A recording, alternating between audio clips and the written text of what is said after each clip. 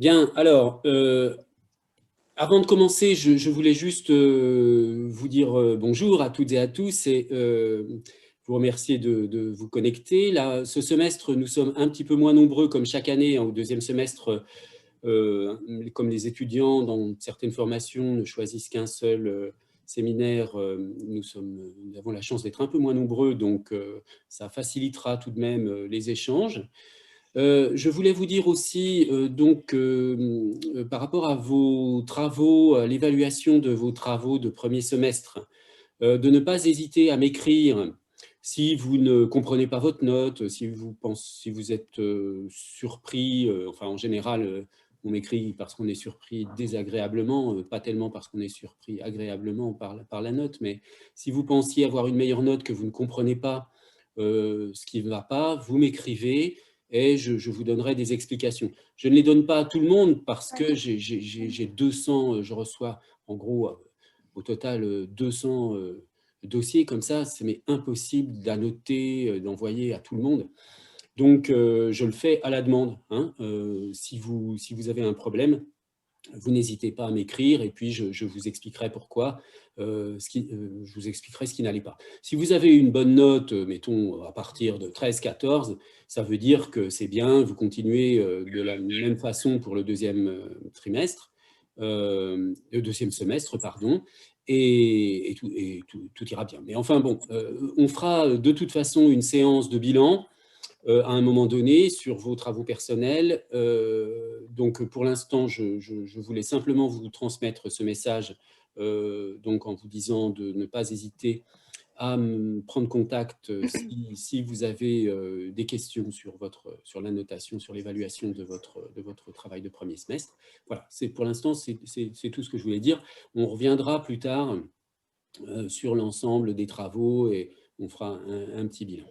Alors, pour ce deuxième semestre, on aura systématiquement un exposé de masterants ou de doctorants, hein. Donc, la plupart des autres exposés seront faits par des doctorants ou des doctorantes, plutôt d'ailleurs. Il y a un doctorant et des doctorantes pour l'essentiel. Il reste encore quelques places pour celles ou ceux d'entre vous qui souhaiteraient faire aussi un exposé pour ce deuxième semestre. Donc là aussi, n'hésitez pas à m'écrire si vous souhaitez proposer un exposé. Donc on va travailler comme ça à partir d'exposés d'étudiants et donc de discussions à partir des points qui sont abordés dans les différents exposés. Alors, je remercie beaucoup Sabrina Arabe d'avoir accepté de faire le premier, hein, d'ouvrir le semestre. Merci. Et donc, elle va nous parler de symbolisme phonétique. Et donc, je vais lui laisser la parole. Et à la fin de la séance, je redonnerai bien sûr la parole à tout le monde pour les questions sur l'exposé, et puis éventuellement sur des questions sur d'autres points que vous voudriez aborder. Voilà, donc Sabrina, je vous laisse la parole et vous me direz donc quand je dois changer de diapositive, hein.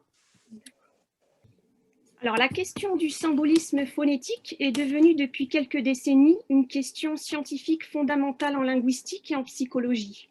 Sa définition demeure encore aléatoire. Donc, le symbolisme phonétique de Sir Hinton, Nichols et Ohala, en 1994, implique tout type de lien motivé entre le signifiant d'une unité linguistique et son signifié ou son référent. Ce champ de recherche va remettre en question les hypothèses courantes du signe linguistique et poursuivre la controverse sur sa nature.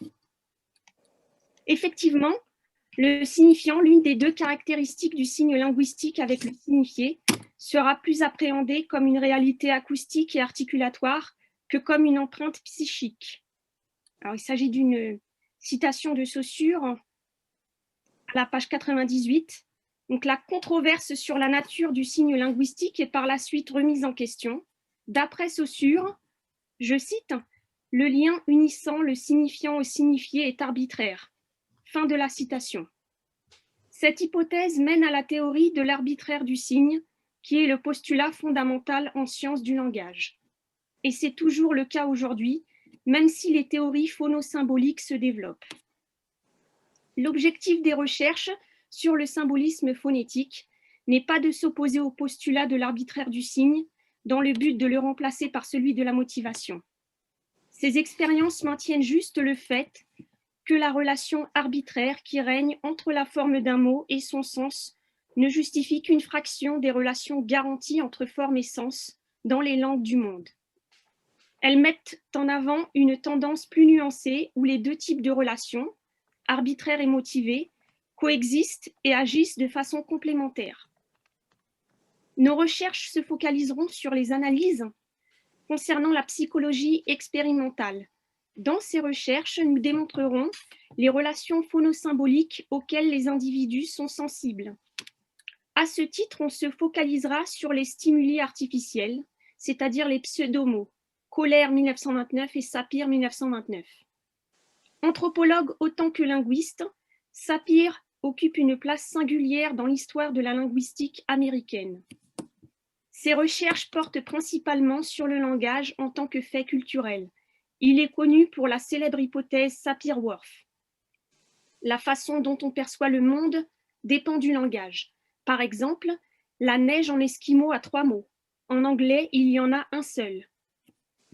Il développe une anthropologie nouvelle basée sur le langage. Il s'inspire des travaux de Boas sur le langage. Il va participer à diverses études sur des populations amérindiennes d'Amérique du Nord et il va élaborer de multiples théories. Il est également l'un des pionniers dans l'étude de sa langue maternelle, le yiddish. Cantino appelle Sapir l'inventeur de la phonologie et il poursuit, je cite, « Il a paru dans le premier volume de la revue Langage en 1925, donc 1 an avant la fondation du Cercle linguistique de Prague, un article d'Edward Sapir, Sound Patterns in Language, où apparaissaient quelques-unes des idées essentielles de la phonologie. Nous allons tenter de dégager les traits fondamentaux de ce qu'on appelle la phonologie sapirienne. Dans le domaine du symbolisme phonétique, les relations entre traits phono-articulatoires et traits sémantiques associés à la taille, petit-grand, sont parmi les premières à avoir été justifiées et de multiples expériences ont continué d'étudier la question. Ces expériences peuvent être rassemblées sous l'appellation 4 trigrammes 1000 mâles, qui fait référence à la première expérience menée sur le sujet par le linguiste américain Edward Sapir en 1929. Dans cette expérience, Sapir présente à des sujets des paires de pseudomots, consonne, voyelle, consonne, CVC, formés de façon à ce que la voyelle médiane soit la seule qui varie au sein d'une même paire. Une de ces paires était 1000 VS mâle, dans laquelle on visualise parfaitement bien les consonnes initiales et finales semblables et une variation vocalique, IA, qui s'explique phonologiquement par un certain degré de différence d'aperture, fermé, ouvert. Le chercheur invite ensuite les sujets à désigner lequel des deux pseudomots est petit et lequel est grand.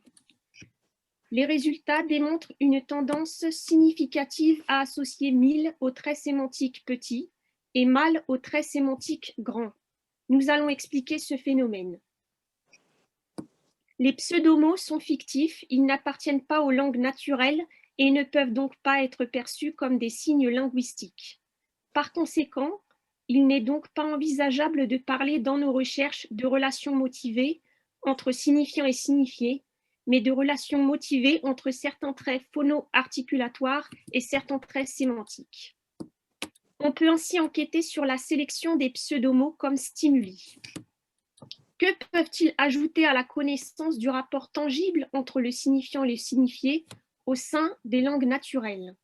Nous considérons qu'ils caractérisent une première phase cruciale pour mener une analyse précise et authentique du symbolisme phonétique des signes linguistiques. Alors, tout d'abord, nous parlerons des pseudomots, une phase préliminaire lucrative pour mener des recherches pertinentes sur le symbolisme phonétique.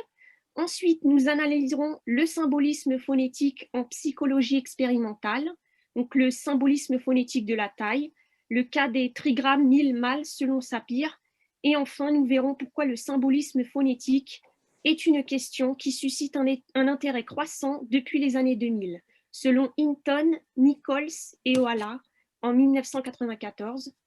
Après avoir expliqué pourquoi le symbolisme phonétique ne cesse de croître depuis les années 2000, on proposera donc une analyse critique de l'une des typologies les plus citées dans les recherches des 20 dernières années sur le symbolisme phonétique. Donc, comme je l'ai dit, celle de Hinton, Nichols et Oala, puis du traitement de la problématique dans le domaine de l'iconicité et enfin du point de vue analogique. Vous pensez bien me dire de changer la diapositive, hein? Oui, oui, oui, nous sommes toujours dans l'introduction. D'accord. Donc Là, je présente le plan. Alors, le symbolisme phonétique se trouve dans ces trois diverses perspectives théoriques. Notre objectif est d'analyser pourquoi la typologie de Hinton présente de multiples contradictions au plan théorique et comment le concept du symbolisme phonétique fluctue en fonction des diverses perspectives. Quel cas faut-il donc inclure dans la catégorie du symbolisme phonétique? Voilà, donc nous allons passer à la première partie qui s'intitule « Les pseudomots, une phase préliminaire lucrative pour mener des recherches pertinentes sur le symbolisme phonétique ». Et je vais parler des onomatopées. Donc, la langue est un dispositif difficile à cerner. Et lorsque l'on tient à explorer la motivation linguistique, distinguer de façon objective ce qui a une signification au cœur même de la matérialité phonique est complexe. En ce qui concerne les onomatopées, où l'iconicité est généralement approuvée, il n'est pas facile de déterminer clairement quels sont les facteurs iconiques. L'onomatopée du caquettement de la poule, cote-cote, est un bon exemple pour justifier cet argument. La majorité des Français se mettront d'accord pour affirmer que cote-cote s'apparente au cri de la poule, mais ce n'est qu'une impression. Est-ce seulement l'unité cote-cote qui s'apparente au caquettement de la poule, ou bien la motivation provient-elle des occlusives sourdes K et T? Est-ce la répartition syllabique CVC consonne voyelle consonne qui est à l'origine de cette parenté, ou bien est-ce du fait que cette répétition syllabique se forme sans la présence d'un processus d'alternance vocalique? Est-ce que cette singularité émane d'un seul de ces paramètres ou bien d'une accumulation d'une partie d'entre eux? Quiconque peut avoir un ressenti concernant la controverse. Néanmoins, cela est subjectif et peut probablement varier en fonction du degré de sensibilité des individus. Ces études intuitives et subjectives ont conduit à considérer les hypothèses phonosymboliques comme étant imaginaires et guère scientifiques. L'emploi des pseudomots est l'une des techniques pour justifier précisément les théories phonosymboliques. Donc, je passe à ma deuxième sous-partie qui s'intitule « Les pseudomots de parfaits stimuli ».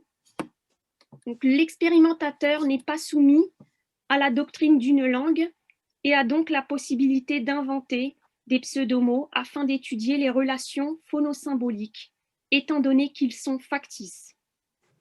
De plus, comme les pseudomots sont dénués de signifier, quand les sujets participant à une expérience combinent des relations phonosymboliques, il est certain que la sémantique n'a pas eu d'influence sur leur choix car ils n'ont eu recours qu'au son du pseudomot. Par conséquent, les pseudomots sont de parfaits stimuli pour mener des recherches pertinentes sur le symbolisme phonétique.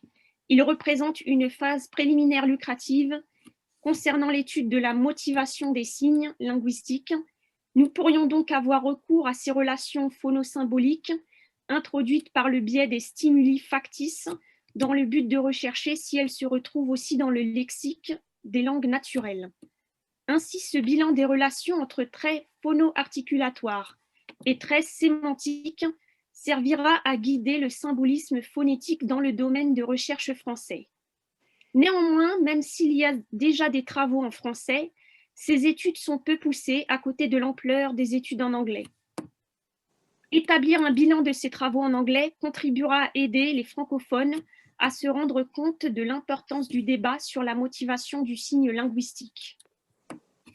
Donc, je passe maintenant à ma troisième sous-partie qui s'intitule « Le symbolisme du langage se situe sur deux plans selon Sapir, référentiel et expressif » à la page 225 et 226.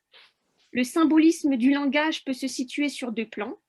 le symbolisme référentiel le plus important et porte sur le contenu et la structure d'une langue, c'est-à-dire que les combinaisons signifiantes de voyelles et de consonnes, entre parenthèses mots, éléments signifiants de mots, groupements de mots, fermeture de la parenthèse, tirent leur signification fonctionnelle des associations arbitraires qui les lient au sens que leur ont attribué les différentes sociétés lors d'une phase de processus d'évolution historique indéterminée.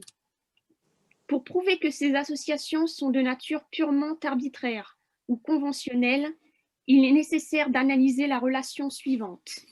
Entité phonétique garçon, idée ou référence garçon, égale entité phonétique homme, idée ou référence homme. Lorsque l'on passe de la notion de garçon à celle de homme, on a une vision claire qu'il existe bien une relation entre ces deux concepts qui est celle d'un accroissement en taille et en âge. Cependant, la relation phonétique garçon-homme n'en prend absolument pas compte. Admettons que l'on se positionne sur le schéma du symbolisme référentiel du langage. Les mots garçon et homme sont des concepts discrets, sans aucun rapport phonétique. Et l'ensemble de sons garçon n'a aucun lien avec l'ensemble de sons homme, tout comme l'ensemble de sons empruntés de manière aléatoire, comme par exemple courir est mauvais. Ce genre de symbolisme dissocié est familier, car c'est la nature même de la forme linguistique. Cependant, d'autres genres d'expressions linguistiques qui proposent un autre type de symbolisme existaient bien avant le symbolisme référentiel sur le plan psychologique, comme par exemple le ton interrogatif d'une phrase parlée. Vous dites qu'il est mort, opposé au ton simple de la phrase « vous dites qu'il est mort ». Prenons également l'exemple du diminutif emphatique anglais « i », « e », ou du mot « tiny », qui veut dire tout petit, opposé au « i » normal de « tiny », qui signifie minuscule. Nous voyons précisément que dans ces deux exemples, la différence phonétique traduit instantanément une différence de sens, tandis que l'opposition garçon-homme fonctionne d'une manière totalement différente.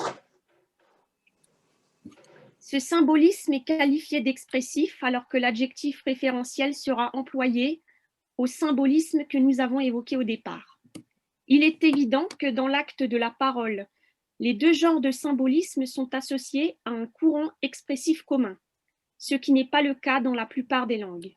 Ainsi, on peut s'interroger pour voir si dans la langue d'un pourcentage élevé d'individus normaux, on ne remarque pas un penchant pour le symbolisme expressif dans le champ de la dynamique de la parole, c'est-à-dire accent, hauteur et durée, mais également dans le cadre de la sphère phonétique, comme c'est souvent le cas.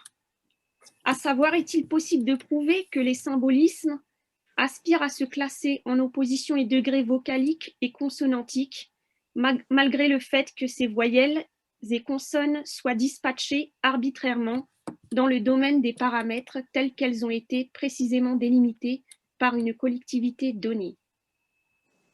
Notre but est de fournir certaines réflexions préalables sur quelques modalités d'une analyse en cours qui a pour objectif d'inventorier tous les symbolismes sous-jacents dont on présume l'existence.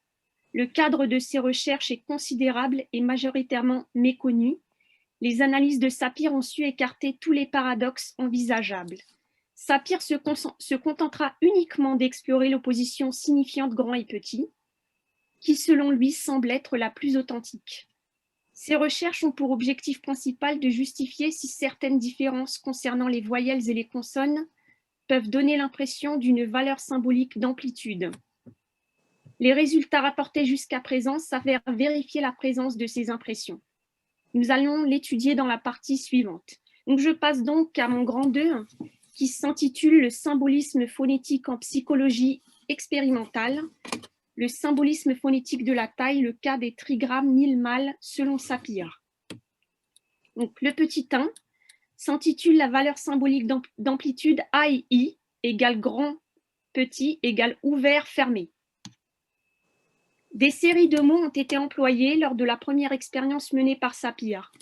Pendant les premières étapes des recherches, les différents genres d'opposition de sons ont été examinés individuellement.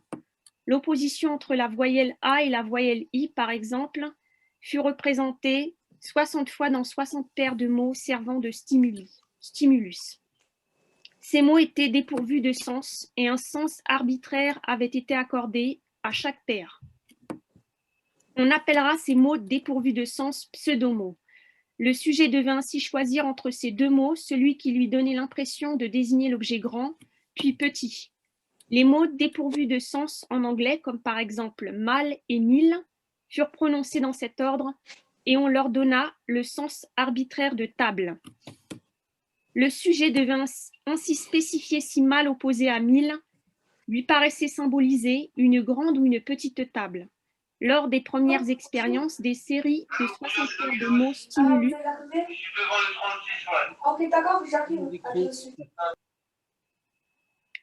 lors des premières expériences, des séries de 60 paires de mots stimulus ont été utilisées. Chaque série était divisée en deux parties. Les 30 premières paires de mots comportaient uniquement des sons auxquels le sujet, un anglophone ici, était habitué. Les 30 dernières paires de mots représentaient toujours la même opposition phonétique, comme par exemple AI, mais comportaient aussi des sons auxquels le sujet n'était pas habitué. Chaque liste de 30 était divisée en sous-groupes fonctionnels, substantifs, verbe avec référence à un sujet grand ou petit, adjectif avec référence à une chose grande ou petite, verbe avec référence à un complément grand ou petit, et verbe avec référence à un degré d'activité intense ou normal.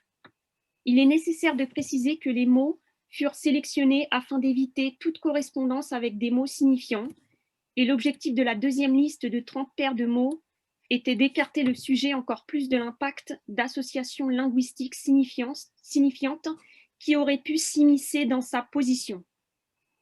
Si l'on juge comme révélateur les résultats obtenus sur un grand nombre de sujets, l'impact d'associations linguistiques signifiantes, imprévisibles et moins conséquentes qu'on aurait pu l'imaginer, dans la mesure où le pourcentage des réactions au profit d'une des deux voyelles, comme étant celle qui incarne l'objet grand, aspirait à être légèrement inférieur dans la deuxième liste de paires de mots. Le sujet IK, par exemple, estimait que dans les 30 premières paires de mots représentant l'opposition AI, 22 mots comportant A suggéraient naturellement la connotation de grand contre 5 comportant I. Et le sujet ne donnait pas son opinion sur 3 paires de mots. Le résultat tangible au profit de A, comme étant la voyelle incarnant la connotation de grand au lieu de petit, était de 22 sur 27, soit 81%. Dans la deuxième liste de 30 paires de mots mettant en valeur la même opposition vocalique, à 21 mots comportant la voyelle A était attribuée la connotation grand contre 5 comportant la voyelle I et 4 paires n'étaient pas arbitrées. Dans cette situation, le résultat attribuant à A opposé à I la valeur symbolique de grand est de 21 sur 26, soit de nouveau 81%. En ce qui concerne l'opposition vocalique AE, E bref du français été par exemple, et avec le même sujet IK, le résultat au profit de A évoquant la connotation grand était de 24 sur 29, c'est-à-dire 83% concernant les 30 premières paires, 73% pour la deuxième liste de 30 mots. Cependant, ces expériences avec des sujets isolés furent progressivement jugées comme étant lacunaires sur le fait que l'essence de l'opposition vocalique ou consonantique dans une liste de paires de mots pouvait influencer le sujet à une systématisation trop spontanée de ses réactions. C'est la raison pour laquelle une autre expérience plus efficiente a été menée, comportant 100 paires de mots, qui représentaient tous les genres d'opposition phonétique en question. Les 100 paires de mots ne suivaient aucun ordre précis. Dans la série qui fut finalement sélectionnée, la première paire affichait l'opposition AI, la deuxième l'opposition EA, la troisième l'opposition ZS, etc. L'opposition AI était représentée dans les paires numéro 1, 41, 80 et 87. Par conséquent, on aspirait à ce que toute systématisation du sujet serait écartée et que les réactions recueillies pourraient être perçues comme des affirmations spontanées de l'impression produite. En effet, au tout début de l'expérience, on avait expliqué comment piloter les réactions symboliques. Il s'agissait dans le cas présent de variations d'amplitude. Alors, je passe maintenant à ma deuxième sous-partie, qui s'intitule « Deuxième expérience sur le symbolisme phonétique ». Pour la deuxième expérience, on invita 500 sujets, pour la majorité élèves de la high school de l'Université de Chicago, aux États-Unis. Les sujets se divisaient de la façon suivante: 6 enfants de 11 ans, 30 de 12 ans, 86 de 13 ans, 94 de 14 ans, 184 de 15 ans, etc. 8 adultes non étudiants et 7 Chinois. Les sujets reçurent des imprimés où il y avait des blancs pour chaque paire. On leur demanda de spécifier si le premier mot stimulus prononcé par le présentateur leur paraissait symboliser la référence grand ou la référence petit. Au cas où ils hésitaient, il ne fallait cocher ni dans la colonne grand, ni dans la colonne petit. Les oppositions phonétiques peuvent être classifiées sur l'appui de paramètres phonétiques et acoustiques en 5 groupes principaux et 2 groupes secondaires moins importants. Dans le premier groupe, les voyelles opposées appartiennent à la série A, A-, E, I. Les valeurs phonétiques de ces voyelles étaient les suivantes. Le A de l'allemand Mann égale homme, le A' de l'anglais hat égale chapeau, le E du français été, le I du français fini. On remarquera que la différence phonétique diminue progressivement au sein de cette liste. AI représente la distinction phonétique la plus grande. A', I ou AE, une différence moins conséquente. A', une différence minimale. Ainsi, il était primordial de vérifier si certains symbolismes avaient tendance à s'imposer plus naturellement que d'autres, et également si les différents pourcentages de réaction avaient un lien relativement proche avec les distinctions objectives des sons, distinctions constituées sur l'appui de paramètres phonétiques et acoustiques. L'objectif de SAPIR n'est pas de rapporter tous les détails de l'expérience, mais d'exposer 2 tableaux uniquement. Le premier tableau représente le pourcentage de réaction donnant à A opposé à I la préférence pour symboliser la notion de grand. On constatera que le pourcentage de réaction en faveur de A contre I va de 75 à 96%. Pour le groupe le plus important, les 124 sujets de 15 ans, le pourcentage est de 83%, et pour le petit groupe de sujets de 11 ans, le pourcentage atteint 87,5%. Le groupe des anglophones a l'impression que de ces 2 voyelles, A est pourvu généralement d'un symbolisme potentiel d'amplitude supérieure à la voyelle I. Cette même impression paraît soutenue par le petit groupe de sujets chinois. Le second tableau représente la répartition configurée des réactions dans la série A, A', E, I, concernant les sujets âgés de 13 à 16 ans et entre parenthèses les degrés d'écart qui séparent les voyelles. 4 groupes de 13 à 16 ans comportant 385 sujets sont représentés sur ce tableau. La comparaison des réactions aux diverses paires vocaliques indique qu'elles tentent à se dispatcher en 4 groupes différents, A, B, C et D.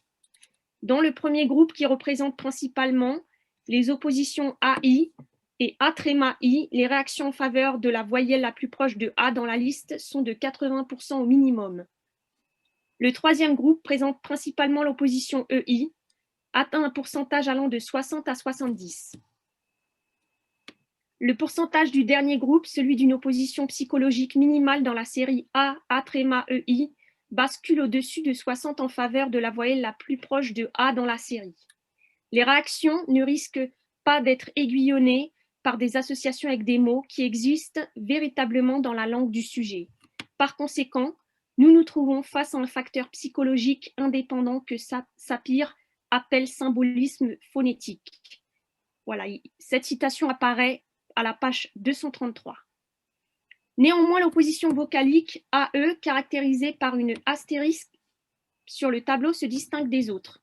Bien que la voyelle A opposée à E soit généralement jugée comme ayant le sens de grand, il paraît y avoir un fragment d'hésitation qui réduit la validité de cette opposition.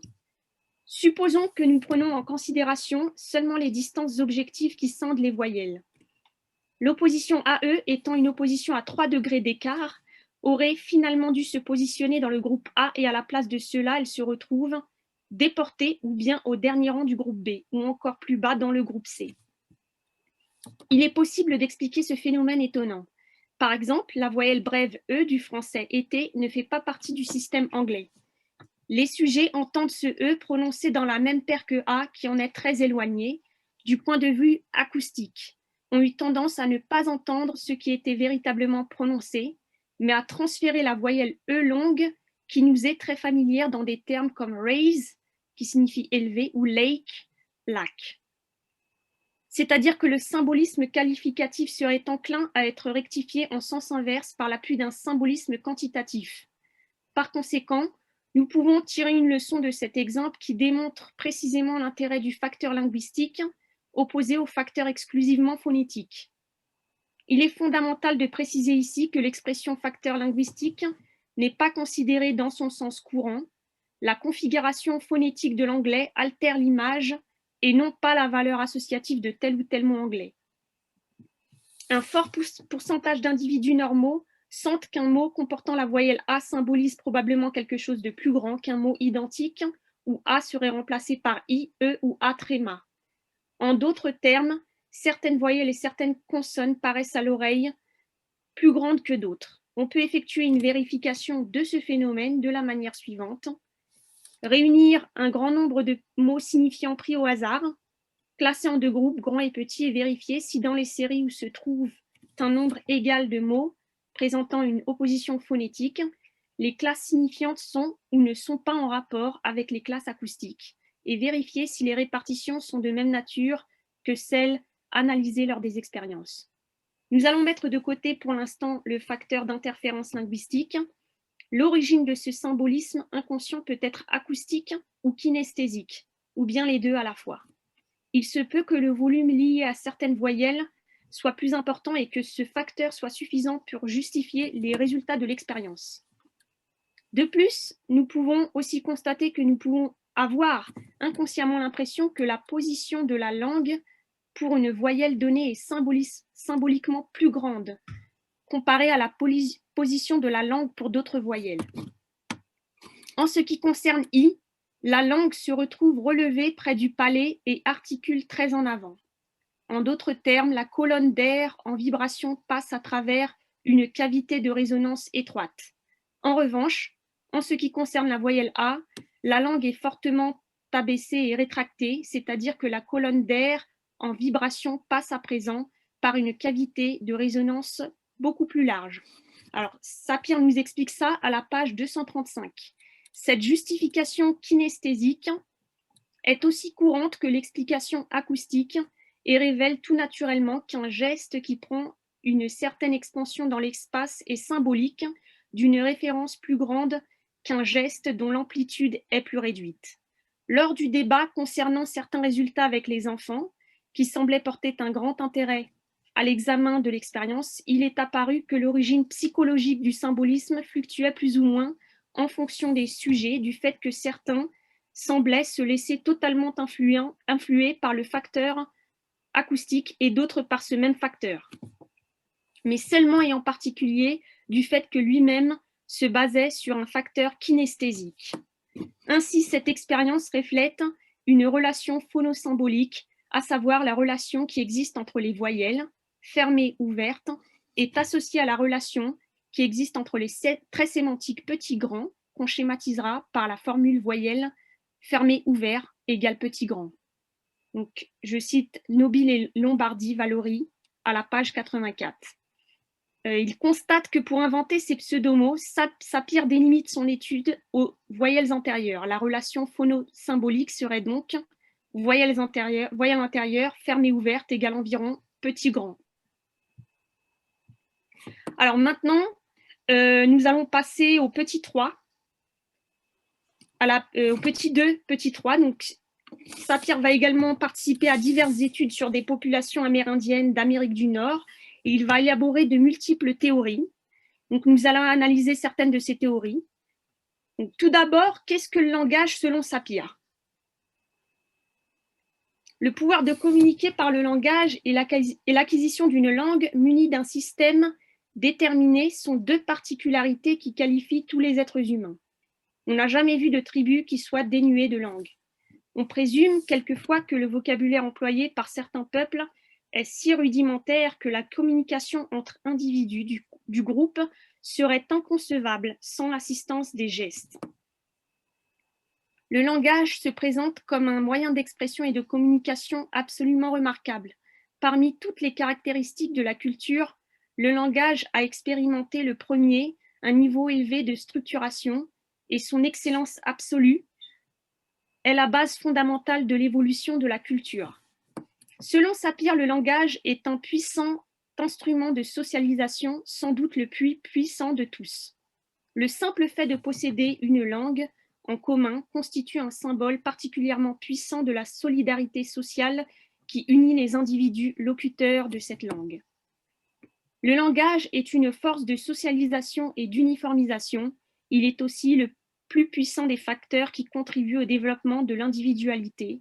Le timbre d'une voix, la vitesse et l'aisance de l'articulation, certaines particularités phonétiques, la longueur et la construction des phrases, le caractère et l'étendue du vocabulaire, sa cohérence interne, la facilité avec laquelle les mots répondent aux aspirations de l'environnement social et la capacité à adapter son langage aux pratiques linguistiques des individus auxquels on s'adresse sont autant de facteurs révélateurs de la personnalité.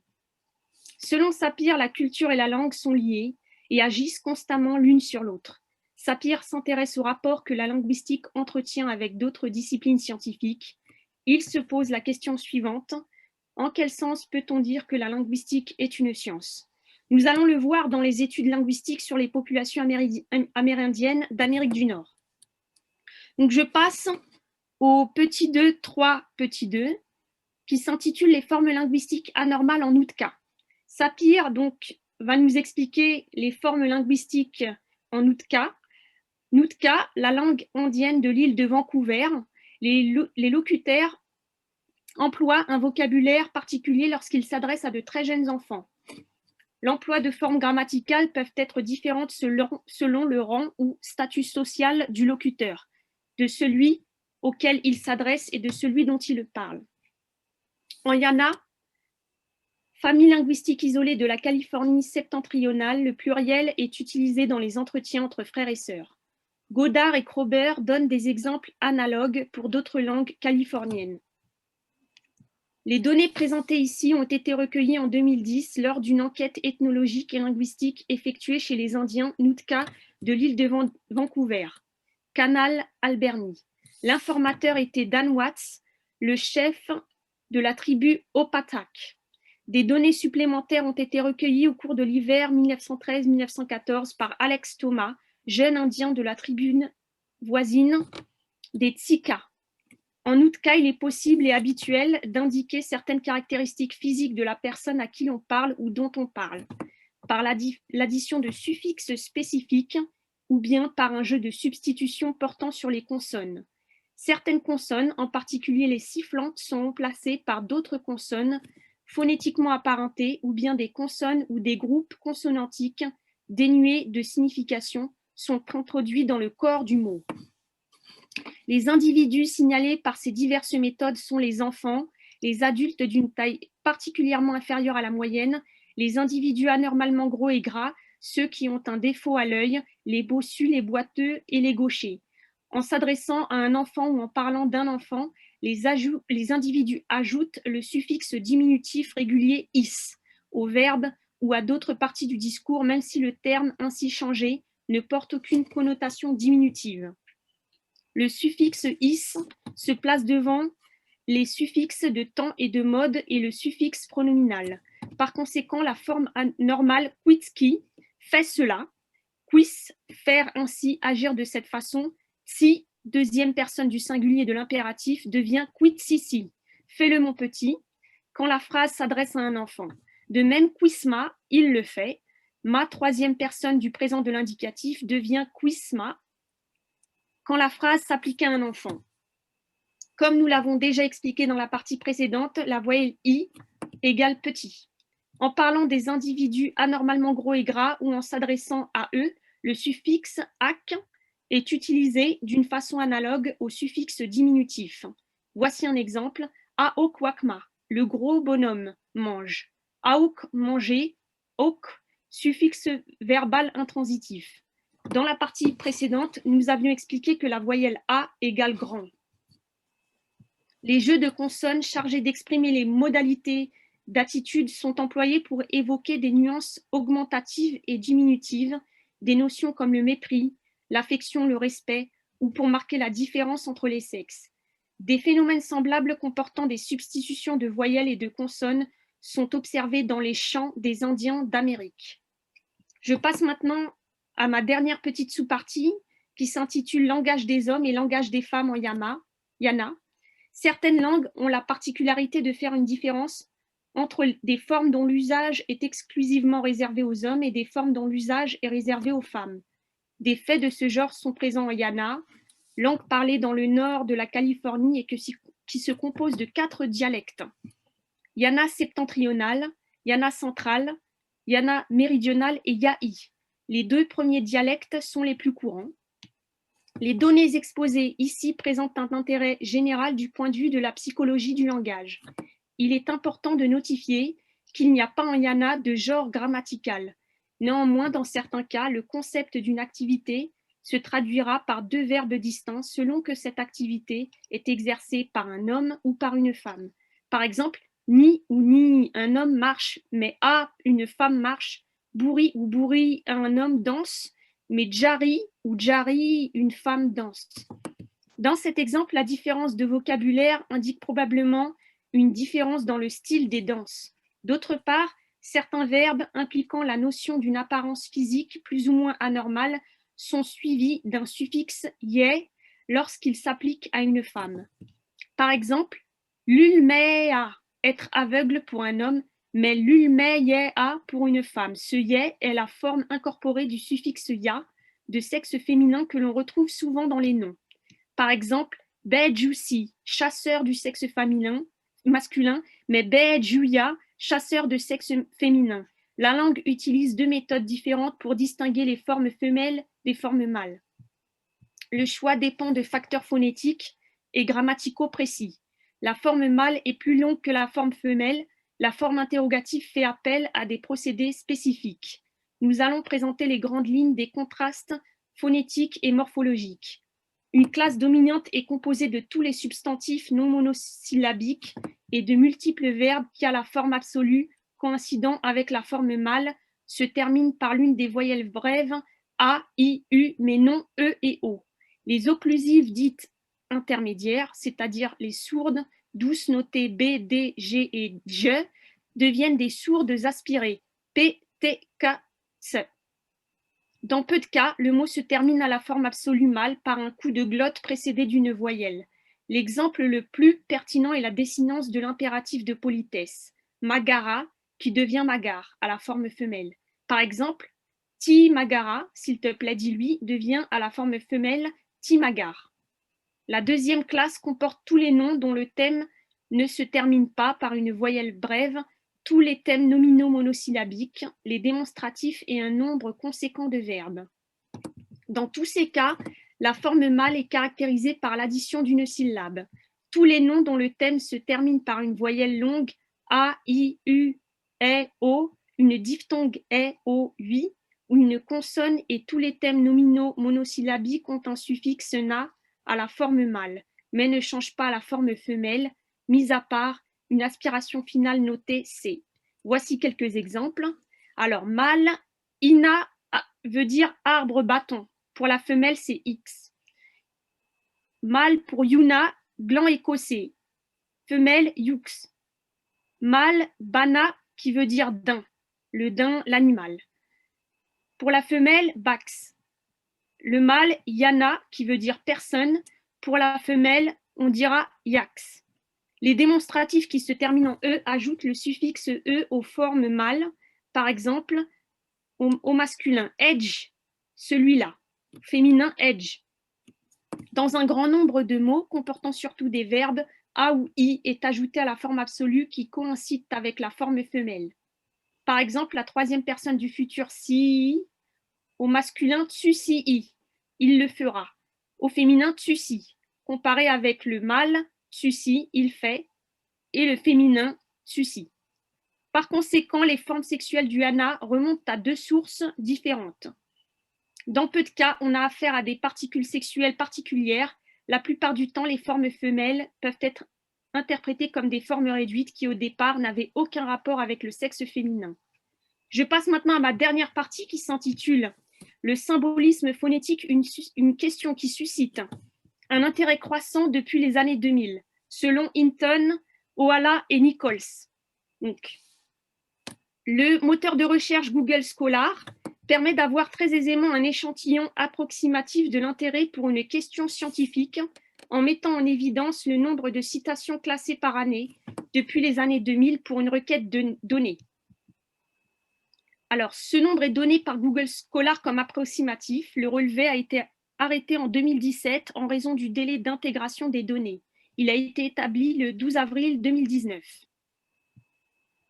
Le graphique, alors c'est un graphique que j'ai trouvé dans un de vos PDF, Monsieur Monneret. Donc j'avais relevé, donc le graphique a été réalisé avec ce dispositif pour la requête Sound Symbolism et à titre de comparaison pour Universal Grammar et pour Anaphora. Donc, et le graphique, donc, c'est l'évolution quantitative des recherches sur le symbolisme phonétique. Donc, nous voyons bien sur le graphique que l'intérêt pour le symbolisme phonétique est croissant, lentement, certes, mais croissant, notamment depuis les années 2000. On passe de 299 références à 1350. C'est exceptionnel. Ces résultats sont confirmés par Google Ngram Viewer, qui analyse les occurrences dans les livres entre 2000 et 2008. Alors, il y a un deuxième graphique également que j'ai trouvé dans un de vos PDF, qui s'intitule « Évolution quantitative des recherches sur le symbolisme phonétique » de Ngram Viewer. On remarque que sur ce deuxième graphique, la fréquence de sound symbolism dans les ouvrages répertoriés par Google Books est supérieure à celle d'une question linguistique aussi traditionnelle que celle d'Anaphore depuis 2005. Donc, le petit 1 s'intitule « Le symbolisme phonétique selon Hinton, Nichols et Ohala » en 1994. Comme on l'a déjà mentionné, une des publications les plus fréquemment citées sur la question du symbolisme phonétique est l'ouvrage collectif intitulé Sound Symbolism en 1994 par Hinton, Nichols et Ohala. Après un paragraphe qui rappelle que le signe linguistique est généralement considéré comme arbitraire, Hinton, Nichols et Ohala donnent une définition spécifique du symbolisme phonétique. Je cite: Sound symbolism is the direct linkage between sound and meaning. Human language has aspects where sound and meaning are completely linked, as in involuntary utterances such as cries or pain or hiccups. In these cases, sound only has meaning in that it directly reflects an internal state of the body or mind. A scale can be set up between these utterances and completely conventional, arbitrary language where sound and meaning presumably have no direct relationship at all. We have found it reasonable to divide the overall concept of sound symbolism into 4 different categories, which are arranged below according to degree of direct linkage between sound and meaning. Alors, citation à la page 1 et 2. Donc, on observera tout d'abord que cette définition ne provient d'aucun domaine théorique explicite. Le symbolisme phonétique est présenté comme le lien direct entre le son et la signification. Donc, ma petite footnote, j'ai mis une autre définition du même type et donnée dans une présentation générale de l'ouvrage à la première page du livre. Sound symbolism, je cite, is the study of the relationship between the sound of an utterance and its meaning. Page 1. Donc, ce lien, alors j'ai autre chose. Donc, cependant, cette perspective d'un lien entre son et signification demeure très ambiguë. Par ailleurs, l'idée d'un lien direct, entre guillemets, entre son et signification impliquerait qu'on l'oppose à ce que serait un lien indirect.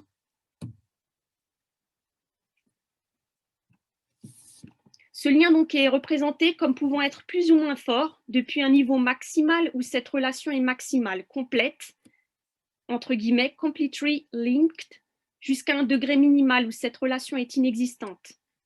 entre guillemets, no direct relationship at all. Le premier problème qui se présente ici est de savoir si ce degré minimal du symbolisme phonétique est toujours du symbolisme phonétique. Cependant, la typologie présentée paraît soumettre une réponse favorable à cette interrogation, car elle est basée sur le degré du rapport entre son et signification. Alors, dans ma footnote, j'ai mis, on observera qu'aucune information n'est donnée concernant l'origine de ce rapport, et cela confirme bien l'incohérence de l'argumentation au plan théorique. Donc, je cite, « We have found it reasonable to divide the overall concept of sound symbolism into 4 different categories, which are arranged below according to degree of direct linkage between sound and meaning. » Page 2. Du plus fort au plus faible degré, les 4 catégories du symbolisme phonétique sont les suivantes. Alors, nous pouvons rappeler donc que Sapir parle également de degrés et de valeurs symboliques d'amplitude. Ces recherches ont pour objectif principal de justifier si certaines différences concernant les voyelles et les consonnes peuvent donner l'impression d'une valeur symbolique d'amplitude. En d'autres termes, comme je l'avais dit auparavant, certaines voyelles et certaines consonnes paraissent à l'oreille plus grandes que d'autres. Donc, je passe à ma petite sous-partie qui s'intitule le symbolisme phonétique corporel. Alors, cette première catégorie comprend divers types de phénomènes qui se distinguent par le fait que des états internes du locuteur révèlent des symptômes vocaux. Je cite, « This is the use of certain sounds or intonation patterns to express the internal state of the speaker, emotional or physical. This category includes involuntary symptomatic sounds such as coughing or hiccuping and ranges through expressive intonation, expressive voice quality and interjections. » Donc à la page 2, les auteurs mettent en avant 2 arguments qui justifient une certaine incohérence en ce qui concerne cette catégorie du symbolisme phonétique. En effet, ils pensent que le symbolisme phonétique corporel ne fait pas vraiment partie du symbolisme phonétique, car la configuration sémiotique obtenue est non pas celle d'un symbole, mais plus précisément celle d'un signe ou d'un symptôme. Néanmoins, ils l'incluent comme un type de cas limite et parce qu'il a un rapport avec les racines biologiques du symbolisme phonétique. Alors, je cite, « An argument could be made that this is not properly sound symbolism, because in this case the sound is not a true symbol, but rather a sign or a symptom. We nevertheless give it a place in this typology and in this volume, because it lives around the edges of sound symbolism and is related to the biological roots of sound symbolism as well as language in general. » À la page 2. Le deuxième argument accentue cette incohérence car il présente l'insertion du cas des vocatifs. Je cite, « We should also mention here a type of sound symbolism related but tangential to the symptomatic utterances of corporeal sound symbolism. Vocatives formally have certain similarities to corporeal sound symbolism, but with the function of gaining the attention of some hearer. » À la page 2. Donc, on développera ce point. Donc, je vais passer maintenant au symbolisme phonétique imitatif. Donc, le symbolisme imitatif paraît plus simple car il renvoie aux tournures linguistiques dont l'onomatopée est le paradigme, c'est-à-dire dans lesquelles un signifiant sonore imite un signifié sonore. Je cite, « This relates to onomatopoeic words and phrases representing environmental sounds. Exemple, bang, bow wow, swish, knock and rap. » La citation se trouve à la page 3. Cependant, les auteurs présentent un élargissement de cette catégorie aux tournures dans lesquelles un son représente un mouvement en se basant sur le concept du rythme. Je cite, « Certainly, rhythmic movement often directly produces sound, but beyond that, the rhythms of sound and the rhythms of movement are so closely linked in the human neural system that they are virtually inseparable. This is illustrated in the very natural human physical response to rhythmic music in the forms of hand clapping, foot tapping, dancing, rhythmic physical labor, etc., Just as humans are capable of translating rhythmic sounds into rhythmic movements, they are also capable of the reverse, translating rhythmic movements into sounds, including sound symbolic language forms. À la page 3. Je passe maintenant à mon petit 3 qui s'intitule le symbolisme phonétique synesthésique. Alors, le symbolisme phonétique synesthésique est la troisième catégorie et pose un problème terminologique dans la terminologie contemporaine, c'est-à-dire postérieure à l'ouvrage Sound Symbolism. Les configurations linguistiques incluses dans la catégorie du symbolisme phonétique synesthésique par Hinton, Nichols et Oala sont dorénavant prénommées correspondance transmodale et non pas synesthésie. C'est chez Spence et Deroy en 2011 et 2013. Donc, dans la citation suivante, synesthésique sound symbolism signifie donc correspondance transmodale. Je cite, synesthetic sound symbolism is the process whereby certain vowels, consonants, and suprasegmentals are chosen to consistently represent visual, tactile, or proprioceptive properties of objects, such as size or shape. For example, segments such as palatal consonants and high vowels are frequently used for diminutive forms and other words representing small objects. Expressive intonation patterns are also used synesthetically, as in the use of deep voice vowel lengthening in speaking of large objects. For example, it was a big fish, avec trois i. Donc à la page 4. Cette catégorie fait penser au concept de symbolisme phonétique du type Bouba-Kiki effect, entre guillemets. En 1929, Kohler a présenté les caractères de rotondité versus angularité qui s'appliquent au groupe phonématique Bouba versus Kiki et Maluma versus Takete en les unissant à des figures visuelles rondes et rectangulaires. Donc, le premier groupe est associé à la rotondité alors que le second au trait anguleux. Ce type de symbolisme phonétique présente un aspect plus arbitraire que les deux précédents. Je cite, nevertheless, to a much greater extent than for expressive symbolism and onomatopoeia, exceptions to these findings are also prevalent, illustrating that this sort of sound symbolism is further along the scale toward arbitrariness than the previous two types. Page 4. Cependant, ce cas est moins représentatif que les deux précédents. Alors maintenant, je vais parler rapidement du symbolisme phonétique conventionnel qui nous intéresse moins. C'est le petit 4. La dernière catégorie, donc cette catégorie paraît contradictoire avec la définition générale du symbolisme phonétique dont on a constaté qu'elle se basait sur l'existence d'une relation de motivation entre le son et la signification.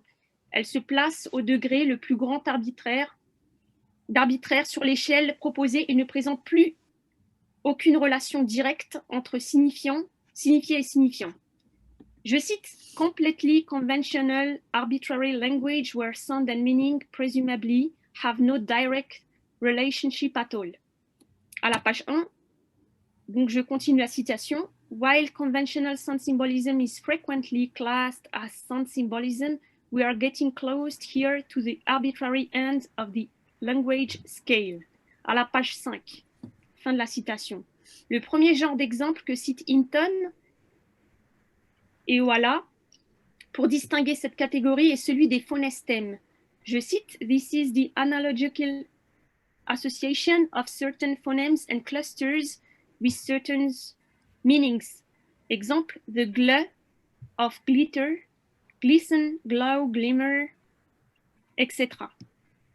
Ils introduisent aussi dans la même catégorie les cas de remotivation syntagmatique dans les noms de marques, comme par exemple la marque Dodge, appelant carrément ces modèles afin de faire passer cette notion d'aventure. En effet, le mot van représente un type de véhicule. Cette catégorie est différente des trois précédentes car les locuteurs ne sont plus dans des cas où ils emploient des rapports entre son et signification, mais où ils instituent ou créent de tels rapports. Je cite, at the ends of sound symbolism, then, we see the human mind at work, creating links between sound and meaning, even where such links might not be intrinsic or universal. Page 6, fin de la citation. Étant donné que l'échelle qui permet de classifier les diverses catégories du symbolisme phonétique est basée sur une variation du degré d'arbitraire des signes, il est évident que le symbolisme phonétique conçu par Hinton, Ohala, est un symbolisme phonétique de la motivation. Cette relation entre son et signification, ou entre signifiant et signifié, est donc une relation de motivation. Nous verrons qu'il y a des incohérences dans cette typologie du symbolisme phonétique. Donc, quel cas faut-il donc inclure dans la catégorie du symbolisme phonétique? C'était la question que j'avais posée en introduction. Donc, on s'intéressera au symbolisme phonétique et à l'iconicité dans la partie suivante. Je passe donc à mon grand 3 petit 2. Symbolisme phonétique et iconicité. L'initiation dans le domaine linguistique du concept peircien d'iconicité est due à Jacobson en 1965. On sait que Jacobson connaissait bien les travaux de recherche de Sapir sur le symbolisme phonétique. Donc, ma petite footnote, j'ai mis Sapir à qui l'on doit l'expression phonetic symbolism, qui s'est ensuite effacée en anglais derrière l'expression sound symbolism. Donc, depuis au moins 1942, année lors de laquelle il prononce à New York ses 6 leçons sur le son et le sens. En effet, dans la 6e de ces leçons, il affirme, en vertu, je cite, « En vertu des lois neurophysiologiques de la synesthésie, les oppositions phoniques sont à même d'évoquer des rapports avec des sensations musicales, chromatiques, olfactives, tactiles, etc. Par exemple, l'opposition des phonèmes aigu et grave est capable de suggérer l'image du clair et du sombre, du pointu et de l'arrondi, du fin et du gros, du léger et du massif, etc. Ce symbolisme phonétique, comme le nomme son explorateur Sapir, cette valeur des qualités distinctives intrinsèques, bien que latentes, se ranime dès qu'elle trouve une correspondance dans le sens d'un mot donné. Dans notre attitude affective ou esthétique envers ce mot, et encore plus envers des mots de signification polaire. Je l'avais dit dans l'introduction en ce qui concerne le mot neige, qui a 3 significations chez les Esquimaux, une seule chez les Anglais. Donc, nous analyserons le traitement du symbolisme phonétique dans une perspective analogique. Donc, je passe à mon petit 3, donc, qui s'intitule le symbolisme phonétique iconique dans une perspective analogique, et le petit 1 qui s'intitule analogie homogène et analogie hétérogène. Voilà, que j'ai tiré d'un de vos PDF, Monsieur Monneray. Pour expérimenter cette approche du symbolisme phonétique dans une perspective analogique, nous reviendrons sur l'ensemble des phénomènes envisagés comme relevant du symbolisme phonétique chez Hinton, Nichols et Ohala en 1994.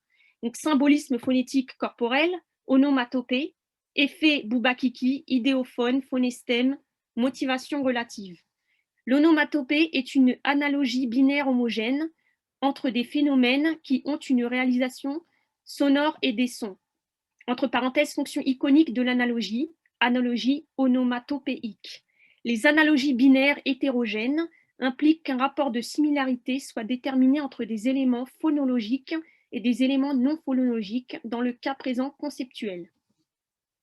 Ce cas concerne tout d'abord les phénomènes du type Bouba-Kiki, Maluma-Takete ou encore le frequency code I égale petit, A égale grand, par exemple, qui présente bien une relation entre un signifiant I, par exemple, et un concept, la petitesse, entre parenthèses, fonction iconique de l'analogie, analogie phonosémantique binaire.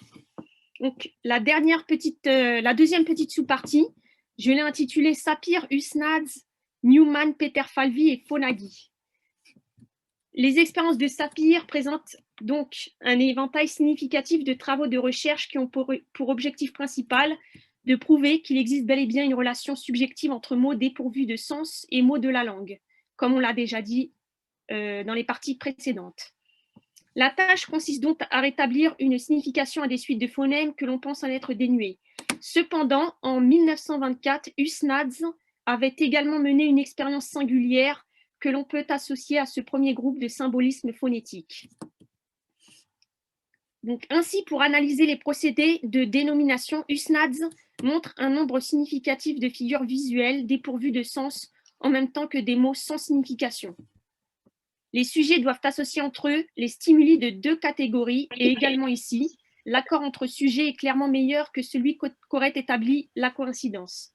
Stanley Newman a repris la première expérience de Sapir en présentant une analyse plus poussée. Il a inventé de nouvelles paires de stimulés et a demandé à des sujets américains de les apparier à des objets, des paires d'objets dont seule la taille variait, par exemple une petite table et une grande table, afin de vérifier si d'autres traits phonologiques étaient associés aux traits sémantiques petit-grand. À l'inverse de Sapir, Newman n'expérimente pas immédiatement la relation entre un trait phono-articulatoire et un concept. Il parvient indirectement au même résultat en expérimentant l'appariement d'un trait phono-articulatoire avec un stimulus visuel. C'est bien évidemment le cas, étant donné qu'il prouve qu'en variant les voyelles des pseudomots en plus de l'aperture, le lieu d'articulation est associé à la taille. Peter Falvey a procédé de manière différente pour justifier le même genre d'observation, dans la mesure où il a mis en avant un seul et unique logatome en suggérant de lui affilier une particularité. Il en déduit qu'il existe bien une corrélation entre les caractères physiques et symboliques des sons. Ainsi, le lieu d'articulation et la sonorité évoquent la taille et la clarté. Selon lui, on apparie les voyelles graves, articulées vers l'intérieur comme U, avec le caractère sombre, car plus on s'introduit dans le corps, plus il fait sombre. Il suppose également que si on apparie le I à la gentillesse et le U à la méchanceté, c'est que l'obscurité affiliée au U évoque le danger. D'après lui, le A est perçu comme gros et gras, car la bouche est grande ouverte lors de son articulation. De plus, nous pouvons aussi constater que nous pouvons avoir inconsciemment l'impression que la position de la langue pour une voyelle donnée est symboliquement grande comparée à la position de la langue pour d'autres voyelles. En ce qui concerne I, la langue se retrouve relevée près du palais et articule très en avant. Voilà, je l'avais déjà mentionné avec Sapir. En d'autres termes, la colonne d'air en vibration passe à travers une cavité de résonance étroite. En revanche, en ce qui concerne la voyelle A, la langue est fortement abaissée et rétractée, c'est-à-dire que la colonne d'air en vibration passe à présent par une cavité de résonance beaucoup plus large. Cette justification kinesthésique est aussi courante que l'explication acoustique et révèle tout naturellement qu'un geste qui prend une certaine expansion dans l'espace est symbolique d'une référence plus grande qu'un geste dont l'amplitude est plus réduite. Lors du débat concernant certains résultats avec les enfants qui semblaient porter un grand intérêt à l'examen de l'expérience de Sapir, donc j'en avais expliqué tout à l'heure, je l'avais expliqué, bon, je ne vais pas revenir dessus, c'était l'expérience avec Nobile et Lombardi-Vallori. Donc, Fonagy met en relation la minceur accordée au I avec l'articulation qui soumet l'air à s'introduire dans un canal étroit.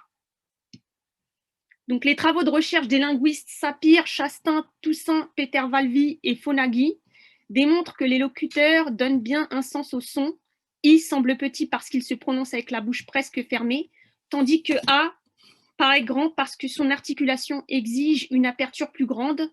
La voyelle I semble plus claire et gaie car elle est aiguë et prononcée à l'avant de la cavité buccale, alors que le U grave est prononcé en arrière de la bouche, paraît plus sombre. Néanmoins, le I paraît moins gai aux Anglais qu'aux autres peuples européens comme les Français et les Espagnols, probablement à cause du terme bitter qui signifie amer. Cela peut signifier qu'on interprète les sons partiellement en fonction du lexique. Alors, en conclusion, pour terminer, donc, les premières études sur le symbolisme phonétique ont été menées par Édouard Sapir en 1929 pour démontrer la relation entre sonorité et sémantisme du type taille.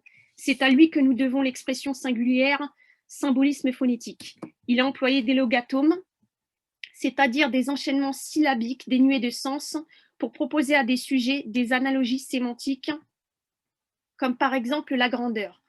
La relation statistique est notoire. Ces recherches prouvent que certains traits phonétiques sont bien porteurs de sens. Par conséquent, le phonème I est perçu comme étant petit, A est considéré comme grand. Ainsi, Sapir considère qu'il y a analogie entre l'aperture et la taille de l'objet.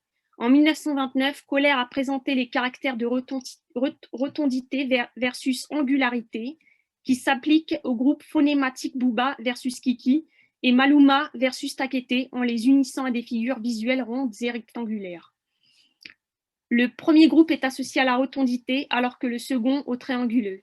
Ainsi, la linguistique est bien une science chez Sapir.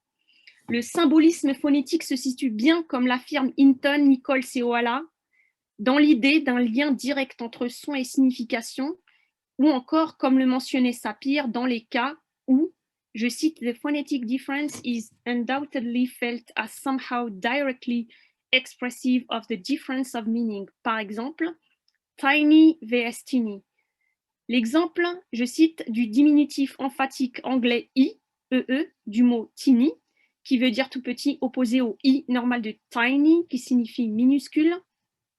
Nous voyons précisément que dans ces deux exemples, la différence phonétique traduit instantanément une différence de sens, tandis que l'opposition garçon-homme fonctionne d'une manière totalement différente. Ce symbolisme est qualifié d'expressif, ainsi certaines voyelles et certaines consonnes paraissent à l'oreille plus grandes que d'autres. Voilà.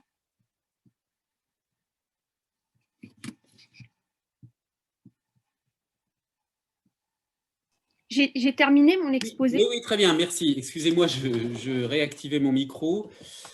Bien, merci beaucoup pour cet exposé. Vous avez donné beaucoup d'informations. Je reviendrai tout à l'heure sur la forme, sur la présentation du PowerPoint, puisque un des objectifs de ces séances d'exposé, c'est aussi de vous faire travailler du point de vue méthodologique pour apprendre à savoir comment faire un PowerPoint, comment faire une présentation pour que ce que vous présentez soit intéressant, compréhensible, etc.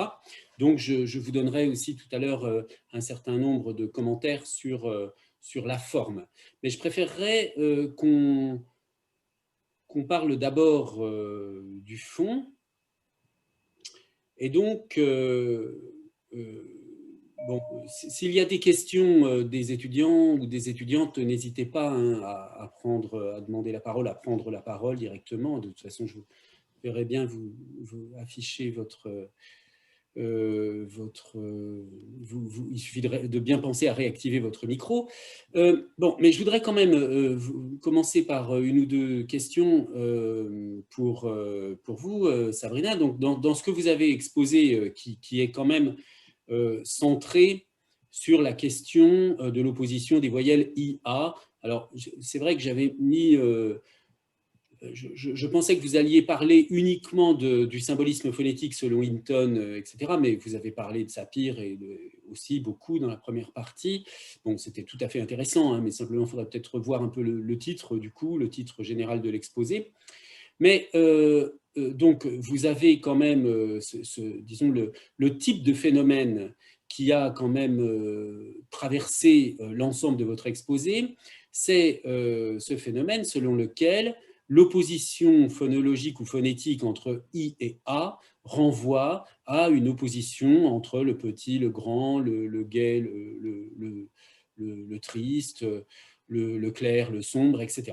Hein, donc, c'est ça qui a disons, été le fil directeur de votre exposé depuis les premières mises en évidence de ce phénomène chez Sapir jusqu'aux choses plus récentes chez Hinton. Mais justement, donc si vous partez de l'idée que ce phénomène est celui qui est un peu au centre de votre exposé, parmi les 4 formes de symbolisme phonétique chez Hinton, à quel type appartient, selon vous, ce type de symbolisme phonétique qui associe le I au petit et le A au grand, disons, hein, parmi les 4 types que vous avez distingués? Ah, c'était... Alors... Donc, les 4 types de symbolisme phonétique, oui. je peux les remettre, si vous voulez, dans le PowerPoint. Oui. Moi, j'avais pensé au premier.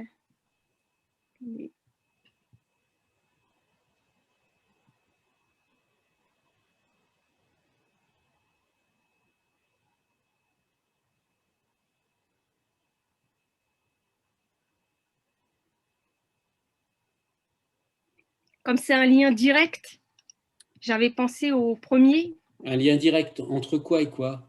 C'est un lien direct entre le signifiant et le signifié. Le A va envoyer à quelque chose de grand, gros et gras. Le I à quelque chose de petit. Ouais, mais le symbolisme phonétique corporel chez Hinton et Ah non, c'est Ohala, imitatif plutôt. Imitatif. alors, comme l'onomatopée, Oui, donc. oui, oui, à peu près. Après, synesthésique, j'avais pas. Quoique, on peut le mettre aussi dans le, on peut le mettre dans le synesthésique vu qu'il parle de visuel, tactile. Hmm. Oui, Ouais, on peut le mettre dans c'est- le, on peut le mettre dans le troisième. oui, Ouais. je suis tout à fait d'accord, hein. C'est vrai que ce type de symbolisme phonétique correspond à ce Mhm, que Hinton et Ohala appellent le symbolisme phonétique synesthésique, mhm, euh, dont, enfin, dont vous avez rappelé le caractère un petit peu euh, inadéquat de la dénomination, disons, par rapport à ce qui se pratique aujourd'hui. Enfin, ça, c'est pas de la faute de Hinton et Ohala, c'est simplement que la terminologie a évolué. Si vous voulez, c'est du symbolisme phonétique qui correspond à des correspondances transmodales. Aujourd'hui, si vous voulez, mhm, on distingue la synesthésie des correspondances transmodales. Les mhm, correspondances transmodales, ça correspond, c'est l'idée générale que quand on reçoit une modalité sensorielle, on reçoit par exemple un son, on l'interprète selon une autre modalité sensorielle. Bon, par exemple, là, donc, les sons IA sont interprétés en termes spatiaux, par exemple, de grandeur, hein. mhm, Mais ça peut être un goût enfin, je veux dire, un son qui correspond à un goût ou à quelque chose de tactile, etc. C'est-à-dire l'idée donc de la correspondance transmodale. Quand on parle de correspondance transmodale, on parle de modalité sensorielle. C'est qu'une modalité sensorielle est traduite dans une autre. Donc, en l'occurrence, l'opposition IA qui correspond à du grand et du petit, ou à du gros, à du lourd ou du léger, c'est bien de la correspondance transmodale. Ce qu'on appelle synesthète, c'est le cas, mais ça, les correspondances transmodales, si vous voulez, je précise, tout le monde les ressent. Je veux dire que l'opposition, l'expérience Bouba Kiki, Maluma Takete, n'importe qui est testé répond de la même façon. C'est-à-dire que la figure qui s'appelle Kiki, elle est perçue, elle est plus petite. Enfin, disons, le nom Kiki est associé à la figure plus petite, le nom Bouba à la plus grande, pas la plus pardon, pas plus grand, plus petit, la angulaire ou arrondi, hein, Bouba à la figure arrondie et Kiki à la figure angulaire, ou bien Maluma à la figure arrondie et Takete à la figure angulaire. Mais ça, tout le monde le fait. mhm, Alors que la synesthésie correspond à une propriété de certains systèmes cognitifs, c'est-à-dire certaines personnes, par exemple, voient des couleurs lorsqu'ils pensent à des nombres. Bon, mais ça, c'est vraiment quelque chose, c'est une configuration cognitive très particulière que seules certaines personnes possèdent, et d'ailleurs un peu tout petit nombre de personnes. Donc il y a ce qu'on appelle des synesthètes, donc des gens qui, disons, ont cette propriété de ressentir, de percevoir des synesthésies, mais ça n'est pas, si vous voulez, une caractéristique générale mhm, des langues ou de la population. C'est pour ça qu'on fait la différence entre la synesthésie, qui est le cas très particulier des personnes qu'on appelle des synesthètes, et puis les correspondances transmodales, qui sont accessibles par absolument tout le monde, hein. Bon, donc, le problème qui se pose avec la terminologie, un des problèmes principaux hein, qui se pose avec la terminologie de Hinton, c'est que ce qu'ils appellent le symbolisme phonétique synesthésique est considéré comme un cas relativement secondaire, moins important finalement que le symbolisme phonétique corporel ou imitatif. Pourquoi? Parce que dans leur échelle, il est plus bas, il est plus proche de la convention que les précédents. Mais en réalité, du point de vue linguistique, c'est celui-là qui est le plus important. Et on le voit bien lorsque vous faites votre exposé et où vous vous centrez sur IA. Oui, c'est vrai qu'en termes de symbolisme phonétique, ce type de... ce que Ouala appelle parfois le code de la fréquence, le frequency code, c'est ça qui est central. Bon. Donc, ça, c'est un point important parce que, disons, l'opposition, vous auriez pu, oui, indiquer avec, mais je crois que je l'avais déjà fait en cours de toute façon, indiquer avec des schémas l'opposition Bouba Kiki ou Maluma Takete. Enfin, c'est suffisamment connu pour pouvoir enfin, pour qu'on se dispense forcément de le montrer. Mais enfin, voilà. Donc ça, c'est un point dans le contenu de votre exposé que je voulais préciser parce que c'est quand même assez central. Alors, je vous l'aviez mis lors de vos premiers séminaires, l'image. Oui, sans doute, oui. Alors, maintenant, du point de vue de la forme, quelques remarques du point de vue de la forme qui sont valables pour vous, mais aussi pour les autres étudiantes et étudiants, parce que, disons que c'est normal que vous tâtonniez un petit peu lorsque vous faites vos exposés, parce que ça s'apprend petit à petit. Alors, il y a un gros défaut dans votre présentation, c'est que vous ne présentez, vous voyez, votre diaporama, c'est le plan. Oui. Et ça n'a absolument aucun intérêt parce que, si vous voulez, là, je vais mettre le diaporama en ligne, mais il ne contient quasiment aucune information, votre diaporama. Vous voyez, je veux dire, si je mets ça en ligne, les étudiants, ils vont voir quoi? Ils vont apprendre quoi en lisant votre diaporama? Ils vont apprendre rien du tout parce que c'est juste un plan. Donc, ça, c'est vraiment la chose à ne surtout pas faire. Le plan, vous pouvez le faire apparaître un peu comme vous l'avez fait là sur le côté. Vous voyez, là, vous avez mis, ça c'est pas mal d'avoir une diapo avec quelque chose sur le côté. Et là, éventuellement, sur le côté, vous pouvez rappeler le plan. Mais en fait, dans le diaporama, il faut donner des vraies informations. Et vous avez lu, enfin, on a l'impression que vous aviez un texte, que vous avez écrit un texte, en fait, et que finalement, il vaudrait mieux mettre en ligne le texte que vous avez écrit plutôt que le diaporama, si on veut suivre un petit peu ce que vous avez fait. Donc, si vous êtes d'accord, on pourra faire ça, on pourra mettre en ligne le texte parce que ce sera plus intéressant du point de vue du contenu de l'information que le diaporama. Donc, il faut bien mettre, si vous voulez, dans votre diaporama, par exemple, vous avez lu des citations. Les citations, on peut les afficher pour que les personnes puissent suivre, parce que vous avez lu des citations, en plus en anglais à toute vitesse. Je suis sûr que 90% des étudiants n'en ont absolument rien retenu. Donc, c'est important d'être pédagogique dans un diaporama, parce que même si vous êtes à un certain niveau de spécialisation en master ou même en doctorat, je dis ça pour les doctorants ou futurs doctorants, vous êtes spécialiste de votre domaine, vous le connaissez très bien, vous avez travaillé dessus pour un master ou pour un doctorat, mais les personnes qui vous écoutent, elles n'ont pas travaillé là-dessus. Elles ont beau être des linguistes qui travaillent aussi sur des sujets de linguistique. La linguistique, c'est une discipline tellement vaste qu'on est obligé, lorsqu'on explique quelque chose, d'expliquer à zéro, enfin d'expliquer, de vraiment donner tous les éléments pour que, en partant de l'idée que les personnes qui sont nos auditeurs ne sont pas spécialistes du tout de la chose qu'on explique. Et donc, c'est tout à fait impératif de faire preuve de certaines formes de pédagogie, enfin, c'est-à-dire d'être clair, de donner tous les éléments d'information et surtout de les visualiser. Parce que l'intérêt du PowerPoint, c'est quand même de pouvoir visualiser des schémas, des graphiques, éventuellement des citations. Et par exemple, pour Sapir, là, dans toute votre première partie, lorsque vous avez... c'était intéressant de détailler un petit peu les analyses, les différentes expériences que Sapir a faites. Parce que c'est vrai que dans la plupart du temps, dans les articles qu'on lit, on voit une référence à Sapir, Sapir 1929, point, il y a une ligne là-dessus et on n'en parle plus.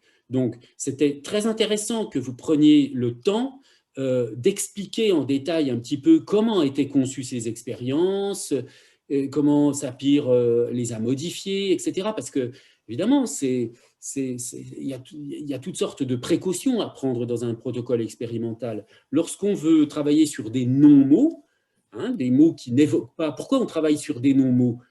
Pour pas que les réponses soient influencées par la dimension sémantique du mot. Hein. Je veux dire que si on fait 1000 mâles en français, ça ne marche pas. Parce que mâle, c'est un mot qui existe dans la langue, et donc ça va évoquer le négatif, le mal, enfin l'idée de mal en français, donc ça ne marchera pas. Donc si on veut faire une expérience sur le symbolisme phonétique à partir de non-mots, il faut d'abord s'assurer, bien sûr, que les mots n'existent pas ou ne font pas trop penser à un mot existant dans la langue, etc. etc. Donc ça, si vous voulez, c'est un point de vue méthodologique intéressant. Et puis ensuite, il y a tout ce que vous avez expliqué quand on passe de la première à la deuxième expérience. Bon, très intéressant tout ça. Mais vous auriez pu montrer un petit peu les graphiques qu'on trouve dans les articles de Sapir, hein, les graphiques, et puis ça aurait donné un support visuel. Mais là, vous avez tout expliqué de vive voix, et c'était très difficile à suivre, hein, franchement. Alors que vous auriez affiché le graphique en disant, bon, bah voilà, là, on voit qu'il y a tant de pourcents de valeurs qui vont du côté du A ou du I, je ne sais quoi, enfin bref, hein, ça aurait été beaucoup plus facile à comprendre, hein, beaucoup plus… Je peux vous envoyer hein, les citations et les graphiques, je peux vous les envoyer sur le PowerPoint pour que les étudiants puissent voir. Alors, écoutez, c'est-à-dire que ce qui serait intéressant, c'est… Enfin, parce que, bon, là, il y a le contenu de votre exposé, on peut l'écouter, tout ça, mais même le réécouter, puisque de toute façon, il va être enregistré, mis en ligne pour que tout le monde puisse en profiter. Mais malgré tout, c'est vrai que si on pouvait disposer soit du texte que vous avez lu, soit, je ne sais pas, oui, le texte que vous avez lu, ça ne vous demandera pas trop de travail. Je veux dire, je ne vais pas vous demander de refaire le PowerPoint, hein, ce n'est pas la peine non plus de perdre du temps avec ça, mais au moins, ouais, mettez le texte parce qu'on aura les références et ce sera intéressant. Mais c'était pour saisir l'occasion, si vous voulez, de donner un conseil pour la fabrication des PowerPoint. Il faut donc se servir de l'aspect visuel. Et donc, alors, évidemment, sur un PowerPoint, à l'exception du cas spécial des citations, c'est intéressant de donner les citations, surtout les citations qu'on veut commenter un peu en détail. Hein. Si c'est juste donner une citation pour passer à toute vitesse dessus, ce n'est pas forcément nécessaire de l'afficher. Mais quand on donne une citation qui est importante dans notre exposé et qu'on veut la commenter, là, c'est bien de l'afficher pour pouvoir, voilà, que les gens aient la citation sous les yeux et qu'ils puissent réfléchir en même temps que vous commentez. Hein. Mais sinon, d'une manière générale, on évite dans l'exposé, on évite dans le PowerPoint de réécrire tout l'exposé. Alors ça, c'est un défaut que vous n'avez pas du tout eu, vous, puisque vous avez très peu écrit, puisqu'il n'y a que le plan. Mais je le rappelle pour ceux que parfois on a le défaut inverse, si vous voulez, où on a des PowerPoint d'étudiantes ou d'étudiants qui écrivent sur chaque diapo ce qu'ils lisent. Hein, ou qui lisent ce qui est affiché. Donc, ce n'est pas non plus ce qu'il faut faire. Hein. Il faut essayer de trouver une forme de complémentarité entre ce qu'affiche le PowerPoint et ce qu'on dit. Et en particulier, il faut essayer de tirer parti de l'aspect visuel du PowerPoint. Ce qui est intéressant dans notre discipline en général, en linguistique, parce qu'on a souvent des schémas, des graphiques, des dessins, enfin voilà. Il est vrai que dans certaines disciplines, je sais pas, en philosophie, il y a par exemple, je prends ça, j'aurais pu prendre n'importe quelle autre discipline, mais en philosophie, l'intérêt d'une dimension visuelle de l'exposé est beaucoup moins intéressant et du coup un PowerPoint, enfin, les philosophes utilisent assez peu de PowerPoint, ils font des exposés sans support visuel, mais en linguistique c'est quand même souvent utile parce que ça permet de mieux comprendre. Hein. Le but, encore une fois, de ce support visuel qu'est le PowerPoint, c'est de permettre à l'auditoire d'accéder plus rapidement, plus facilement à la compréhension de ce qu'on veut expliquer. Alors, voilà donc pour les petites remarques de forme. Il y a un autre petit détail au début, hein, c'est un tout petit détail, mais vous avez parlé de quelque chose de lucratif. Alors, le terme lucratif était totalement inadapté, je ne me souviens plus où est-ce que… Ah oui, voilà, c'est dans le titre, vous dites une phase préliminaire lucrative, mais lucrative, ça veut dire qui rapporte de l'argent, hein, qui permet de rapporter de l'argent. Je pense que vous Ah, ok. vouliez dire ici probablement une phase préliminaire efficace, intéressante. Oui, C'est ça que vous oui, vouliez dire, hein? oui, D'accord. riche. Mais voilà, riche, bah oui, mais Oui, voilà, le terme lucratif ici était inadapté, hein, c'est un tout d'accord, petit détail, mais je vous le d'accord. dis en passant. Mhm. Alors, un autre point de forme qui n'est pas non plus négligeable, c'est que c'est important aussi de donner les références. Alors, en particulier, bon, je le dis parce que vous avez plusieurs fois cité un texte que j'ai écrit et vous avez dit c'est tiré d'un de vos PDF. Oui, Et en fait, c'est un article qui a été publié dans une revue oui, tout à fait, c'est ça, oui, mais c'est c'est pas la ça. même J'ai chose. noté. Il faut quand même donner la référence des articles. Alors, D'accord. je mettrai aussi Oui, l'article en ligne sur le site du cours, parce mhm. qu'en fait, à certains moments, vous l'avez lu, hein. Il y a des passages de votre exposé qui étaient exactement textuellement ce que j'ai écrit Et dans après, je l'article. l'ai mis entre parenthèses. J'ai mis les références comme quoi c'était bien vous sur mon. Oui, non, mais ça, vous Oui, l'avez oui, dit, hein. oui, Vous l'avez dit, il n'y a pas de problème, oui, hein. oui. Vous l'avez C'est bien l'exposé montré. que je vous ai envoyé, monsieur. C'est Pardon? l'exposé que je vous ai envoyé. Ah oui, Dans d'accord. l'exposé que je vous ai envoyé, à toutes les références avec votre nom. Oui, oui, non, mais c'est pas, là, je parle simplement de votre prestation orale, hein, D'accord. et donc du fait que vous avez à certains moments lu, sans dire qu'il y avait des guillemets, des passages de l'article, hein. Après, Euh, j'ai les guillemets, mais je peux vous l'envoyer comme quoi non, non, mais c'était bien des je vous crois, guillemets, c'est hein. pas le problème, c'est pas le problème, D'accord. hein, c'est pas du tout ça. C'est juste pour dire que même à l'oral, hein, il faut être assez rigoureux et bien D'accord. dire quand on cite, et sinon on reformule. Mais si vous lisez le texte de quelqu'un d'autre sans dire que vous le citez Mhm. au moment où vous le citez, parce que c'est une chose de dire, bon, je m'inspire de tel texte, mais Mhm. c'est pas assez précis, vous voyez, de dire D'accord. j'ai utilisé tel texte. Il faut vraiment dire, vous pouvez dire par exemple en ouverture d'un chapitre ou d'une partie ou d'une sous-partie, bon, dans cette partie, je vais beaucoup me servir de tel article, bon, très bien. Donc, vous faites votre exposé, vous résumez l'article que vous utilisez, par exemple, puis à certains moments, vous le citez, et là, vous dites bien, je cite, et là, vous dites fin de citation, etc. Hein, même à l'oral, il y a des moyens très simples, hein, de bien faire apparaître à quel moment on parle, à quel moment c'est vous qui parlez et à quel moment c'est quelqu'un d'autre qui parle via une citation. Hein, il suffit de dire je cite quand on commence et dire fin de citation à la fin. Hein, c'est aussi Après, simple que ça. l'exposé que j'ai fait à l'oral, hein, c'est ce que je vous avais envoyé en ligne, le devoir sur Sapir et le devoir sur Hinton. Je vous avais envoyé ce que j'ai dit à l'oral, c'est ce que je vous ai envoyé. Oui, d'accord, Voilà. mais si vous voulez, Et ben, avec les pages. c'est peut-être ça le problème, c'est que D'accord. c'est pas la même chose, vous voyez, D'accord. un texte écrit et une présentation orale. Pour une D'accord. présentation orale, on compose quelque chose de spécial pour l'oral. Vous voyez, moi, quand les professeurs écrivent des articles pour des revues ou quand ils font des exposés dans des conférences, pardon, quand ils font des conférences dans des colloques, on ne lit jamais un article. Je veux dire, on ne fait pas la même chose exactement, hein. En termes de contenu, ça revient parfois à peu près au même, mais quand même, une conférence orale, elle doit avoir une forme, des propriétés, etc., qui ne sont pas du tout comme un texte écrit. On peut pas Oui. lire un exposé, vous Après, voyez. là, malheureusement, il y a des problèmes. On peut, avec le fait qu'on soit confiné comme ça, c'est un peu difficile de faire comme si on était dans une salle de classe.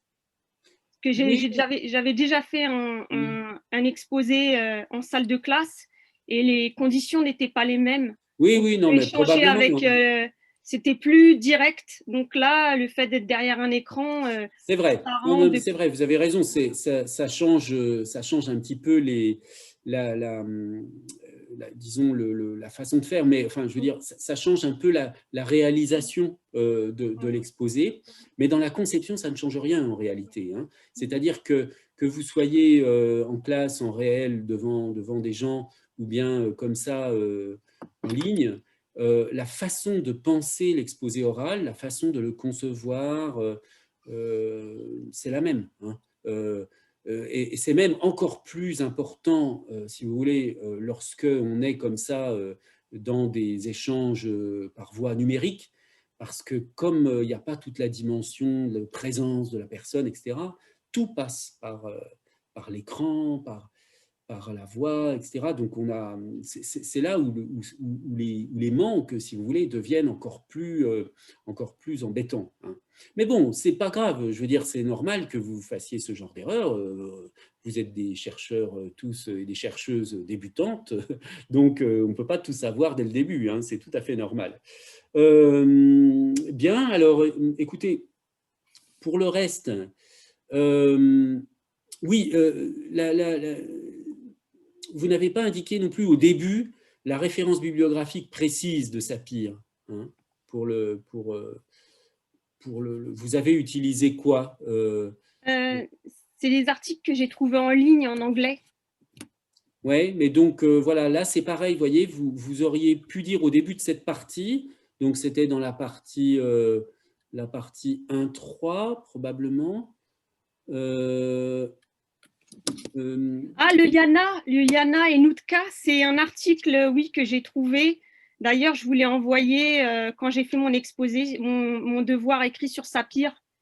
Oui. Vous l'avez la référence? Non, mais peut-être, mais non, mais vous comprenez, ça n'a aucune importance que je l'ai ou que je ne l'ai pas. Ce que je vous dis, c'est pour l'amélioration, si vous voulez, de l'exposé oral avec le PowerPoint, hein. Donc, ça veut dire que dans chacune de vos sous-parties, si vous utilisiez un article différent de Sapir, eh bien, ça fait partie des choses que vous pouvez projeter, donc de mettre la référence, de faire apparaître la référence.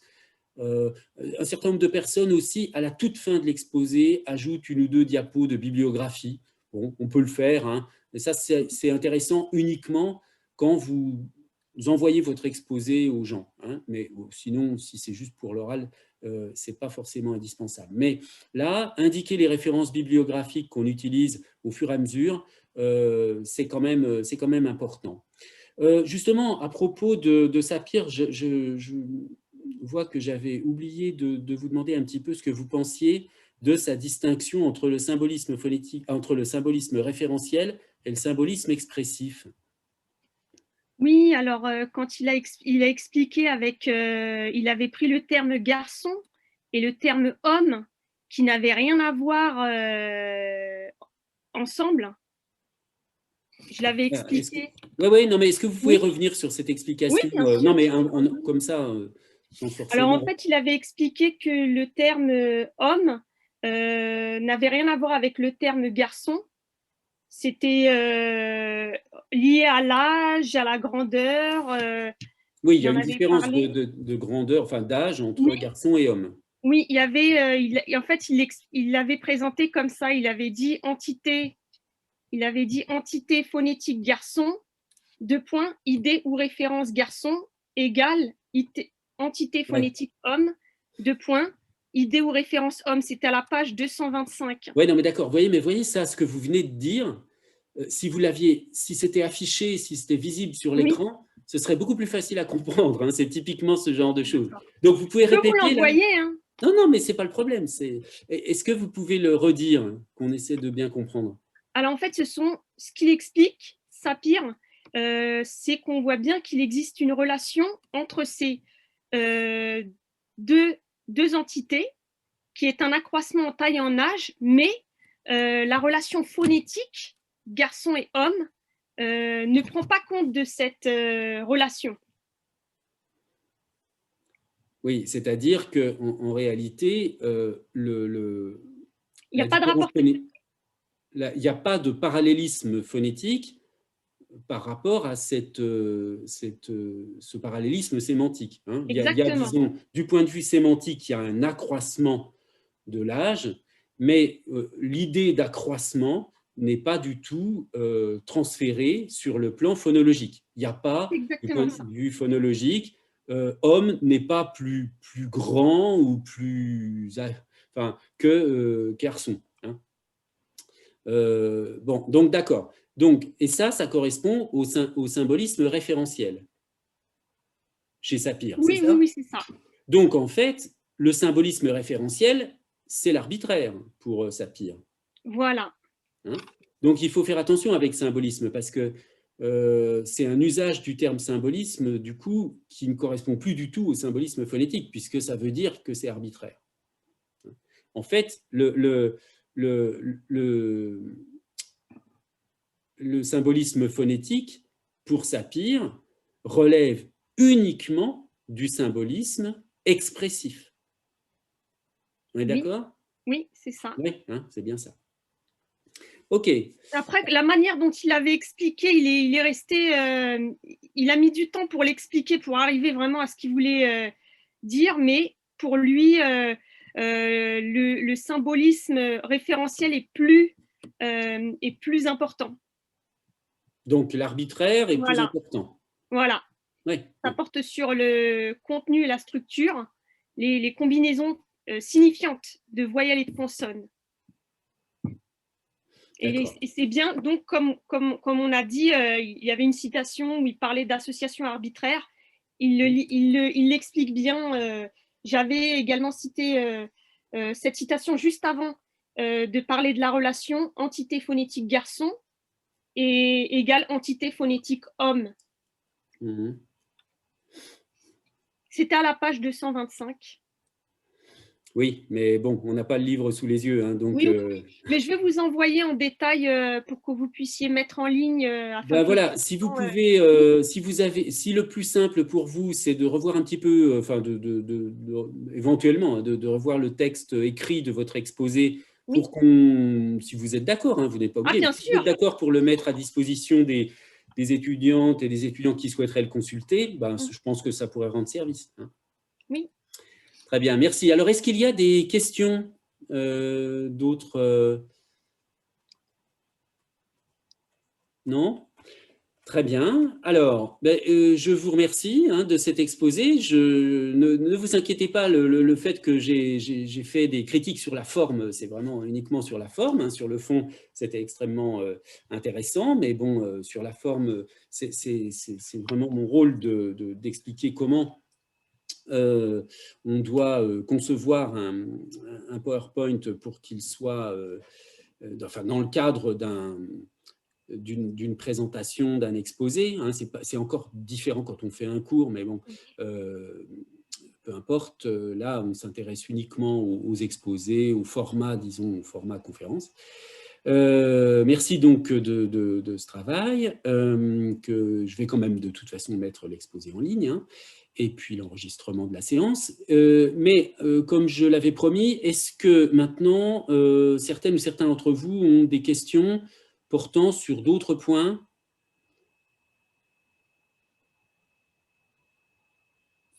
Non? Bon, bah écoutez, je vous remercie de votre attention. Ce que je vais faire, je n'ai pas encore mis en ligne les titres des autres exposés, mais je les ai. Donc, je vais mettre tout cela en ligne. Je vous répète encore une fois que si parmi vous, certaines ou certains souhaitent proposer un exposé, c'est tout à fait possible. Hein. Et donc, eh bien, j'espère que tout va bien pour vous, que vous réussissez quand même à suivre les cours dans des conditions correctes. Il ne faut malheureusement pas trop s'attendre à ce qu'on puisse revenir en cours avant, je le crains, avant la rentrée prochaine. Mais de toute façon, on suit les consignes du ministère et du gouvernement. Et si on peut rouvrir les portes de l'université, pour l'instant, vous savez que c'est possible uniquement pour les TD de première année, chez nous, à la Sorbonne. Mais si les portes s'ouvrent un petit peu plus largement, par chance, mais ce ne sera pas avant, à mon avis, avril, hein, peut-être mars, on a beaucoup de chance, mais à mon avis, il ne faut pas trop s'attendre à pouvoir se voir en direct et il faut patienter encore un peu jusqu'à la fin de l'année, je crains, mais bon, ce qui est rassurant d'une certaine façon, malgré tout, malgré toutes les alertes, c'est que, quoi qu'il arrive, la vaccination progresse et que dans le pire des cas, bon, il faudra attendre la rentrée prochaine pour qu'on soit tranquille, mais il est presque sûr qu'à la rentrée prochaine, on pourra faire cours normalement. Voilà, eh bien, bon courage, merci de votre attention, et donc à la semaine prochaine et à demain pour donc les étudiants de Master 1 qui suivent aussi le cours d'introduction aux linguistiques cognitives qui donc va recommencer demain également. Ah oui, j'oubliais de vous dire, pardon, regardez bien le site du cours parce que je vais être obligé de déplacer la séance de la semaine prochaine. J'ai prévu de la mettre mardi parce que j'ai vraiment une impossibilité lundi. Mardi, probablement de 9 à 11, quelque chose comme ça. Surveillez bien le site, je vous enverrai un message par Moodle. Je vérifierai bien sûr vos emplois du temps auparavant, mais je pense que mardi matin, ça doit être possible. Voilà, merci de votre attention. Est-ce que je peux vous parler à la fin du cours? Oui, bien sûr, pas de problème. Voilà, donc je vous remercie. Ce qu'on va faire, Sabrina, je vais vous envoyer un autre lien Zoom et puis on va se connecter sur un autre lien, d'accord? D'accord. Voilà. Merci, monsieur. Bien, merci à toutes et tous et donc à la semaine prochaine. Au revoir, merci. Au revoir. Merci, au revoir. Au revoir. Merci, au revoir.